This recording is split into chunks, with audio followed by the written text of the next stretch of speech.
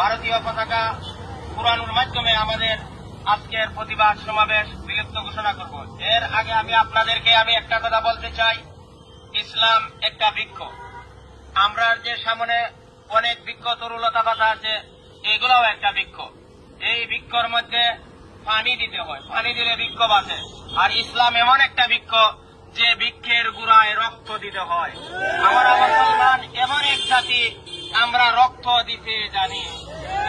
তারপরও আমরা বাতিলের সামনে আমরা আপোষ করব না, বাতিলের সামনে আমরা আপোষ করব না। আমাদের এই কালিমা পতাকা, আমরা এমন এক জাতির উত্তরসূরি।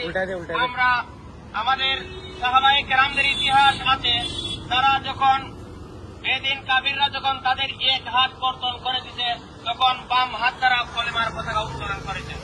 যখন বাম হাত কর্তন করে দিয়েছে, তখন দাঁত দ্বারা কামড় দিয়ে কলেমার পতাকা উত্তোলন করেছে। ইনশাআল্লাহ আমাদের এই কলিমার পতাকার অসম্মান হতে আমরা দিব না। প্রয়োজনে আমাদের জীবন চলে যাব, তবু আমাদের এই কলিমার পতাকা উড্ডীন করে ছাড়ব। এই বলে আমার সংক্ষিপ্ত বক্তব্য এখানে শেষ করিলাম।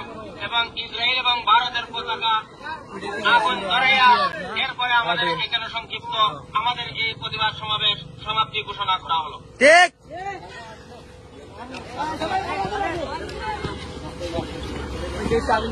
সবাই দূর যাও, সবাই দূর যাও, সবাই দূর যাও, সবাই দূর যাও। আর না,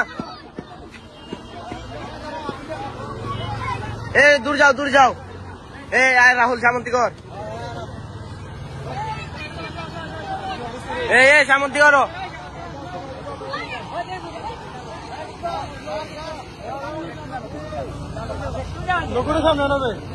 দূর যাও বে, লাভ নাই। 0.5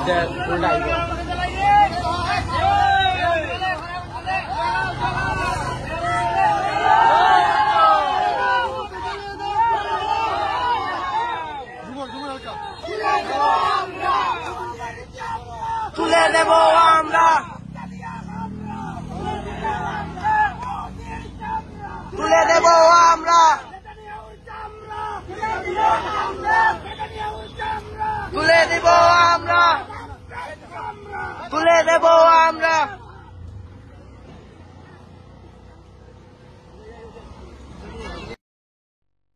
ইসলাম এমন একটা বৃক্ষ, এই বৃক্ষের গোড়ায় রক্ত না দিলে ইসলাম বাঁচবে না।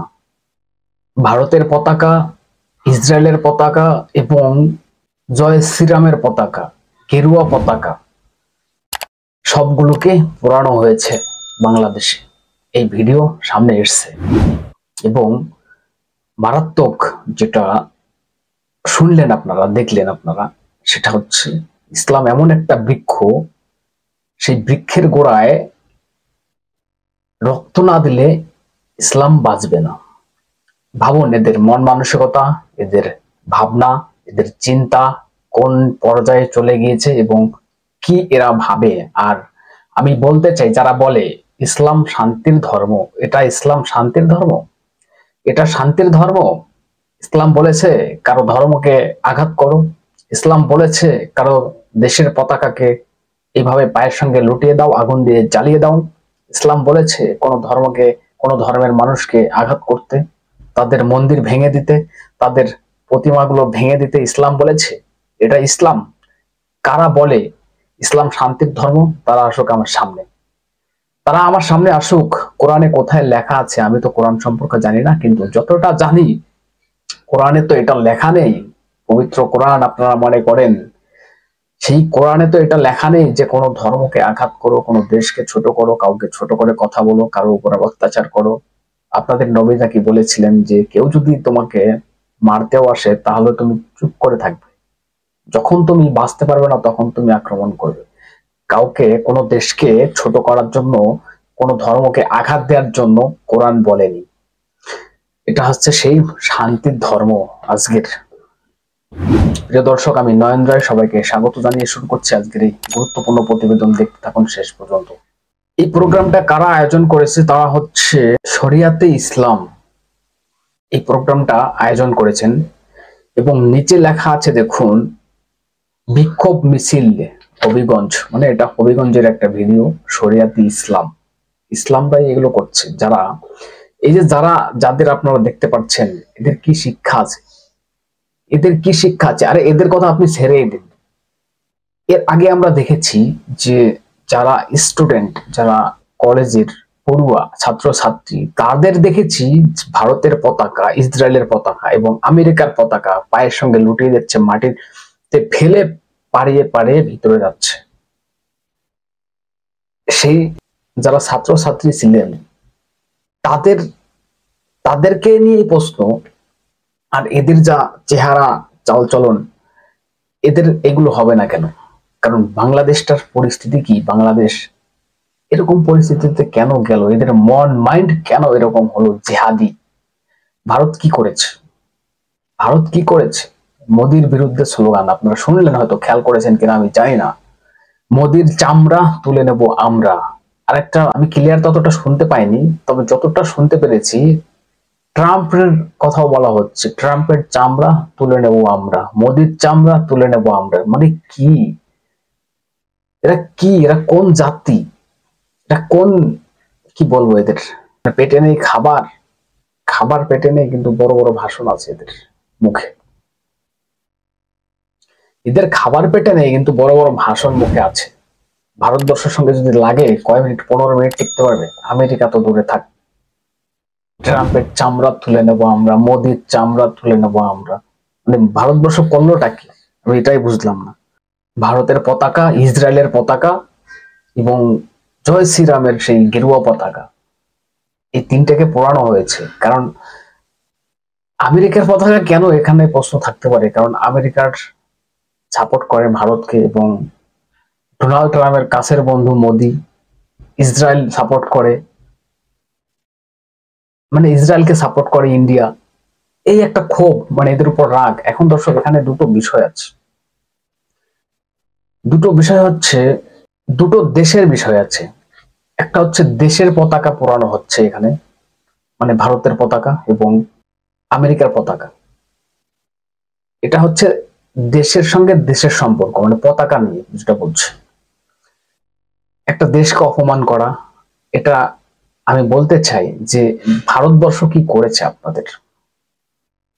ভারতবর্ষটা আপনাদের কি করেছে যে ভারত থেকে আজও পর্যন্ত চাল না গেলে, ডাল না গেলে, সবজি না গেলে, পেঁয়াজ না গেলে আপনাদের খাওয়া জোটে না। সেই ভারতবর্ষের পতাকাকে এইভাবে কেন পায়ের সঙ্গে লুটিয়ে দিতে হবে? আগুনে কেন জ্বালানো হলো?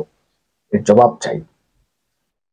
আর ভারতবর্ষেরও এটা দেখা উচিত যে একটা দেশ এইভাবে আমাদের দেশের ন্যাশনাল ফ্ল্যাগ, পতাকাকে পোড়ানো হচ্ছে, পায়ের সঙ্গে মিশানো হচ্ছে, এটা তো দেশকে অপমান করা। সে দেশকে যদি, আমাদের দেশকে, ভারতবর্ষকে যদি কেউ অপমান করে, আমরা তাদের ছেড়ে দেব? আমরা তাদের সাথে ছেড়ে দেওয়া, এটা আপনি ছেড়ে দিন, কিন্তু তাদের সাথে আমাদের কোনো সম্পর্ক রাখার তো কোনো প্রয়োজন নেই।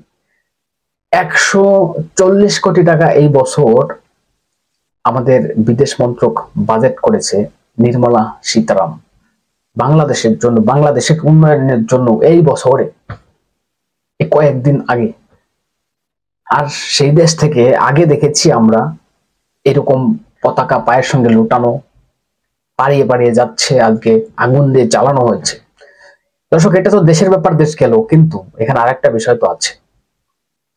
গেরুয়া পতাকা, যেটা জয় শ্রীরাম পতাকা আমরা বলি, ওং পতাকা, এই পতাকাকে অপমান করা বা পুড়িয়ে দেওয়া হয়েছে, এটা তো আমাদের বিশ্বাসে আঘাত দিয়েছে। আমাদের বিশ্বাসে কেন বলছি? যেহেতু আমি একজন হিন্দু। কারণ এটা পৃথিবীর যে প্রান্তে হিন্দু আছে তার মনে আঘাত লেগেছে যে বাংলাদেশ থেকে এরকম ঘটনা ঘটছে, আমাদেরকে, আমাদের ধর্মকে আঘাত করা হচ্ছে। এটা শুধু ভারতবর্ষকে আঘাত করা না, এটা হচ্ছে সারা পৃথিবীতে যত হিন্দু আছে তাদেরকে আঘাত করা। কি বলবো দর্শক, এই সব থেকে আমার অবাক লেগেছে যে এরা কি ধর্মে বিশ্বাস করে, এরা কি জানে ইসলাম ধর্মটা। আমি এটা বুঝতে পারছি না। যে সেটা হচ্ছে, ইসলাম ধর্ম হচ্ছে একটা বৃক্ষের মতন, সেই বৃক্ষের গোড়ায় যদি রক্ত দেওয়া না হয় তাহলে ইসলাম বাঁচবে না। মানে ভাবুন, এদের মানে সোর্সটা একবার ভাবুন, ঠিক আছে?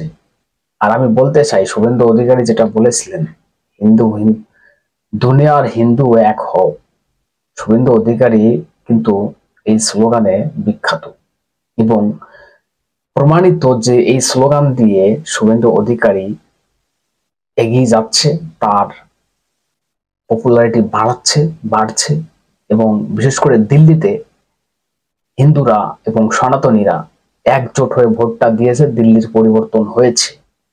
এবং আমিও বলতে চাই, এই ঘটনার পরেও আমি বলতে চাই, দুনিয়ার হিন্দু এক হও, হিন্দুরা এক হও, না হলে অস্তিত্ব আপনারা টিকিয়ে রাখতে পারবেন না। যেভাবে বাংলাদেশ থেকে ছেড়ে এসছেন, বাংলাদেশ থেকে লাঠিগুতো ঝোলা সবকিছু নিয়ে ফিরে এসছেন, কি এখনো ভাববেন যে ভারতবর্ষ থেকে চলে যাব? কোথায় যাবেন? পাকিস্তানে হিন্দু শূন্য, বাংলাদেশে শূন্যর পথে। একমাত্র ভারতবর্ষ ছাড়া কোথায় আপনাদের স্থান আছে? কোথায় আপনারা থাকতে পারবেন? ভাবুন একবার, ঠিক আছে? একবার ভাবুন এগুলো। দর্শক, কি বলবেন? আপনাদের গুরুত্বপূর্ণ মতামত জানাবেন কমেন্টস করে এবং নজর রাখবেন আমাদের চ্যানেলটাকে সাবস্ক্রাইব করে পাশে থাকবেন। যদি কেউ ফেসবুক পেজে দেখেন, পেজটাকে ফলো করে রাখবেন। ধন্যবাদ সবাইকে।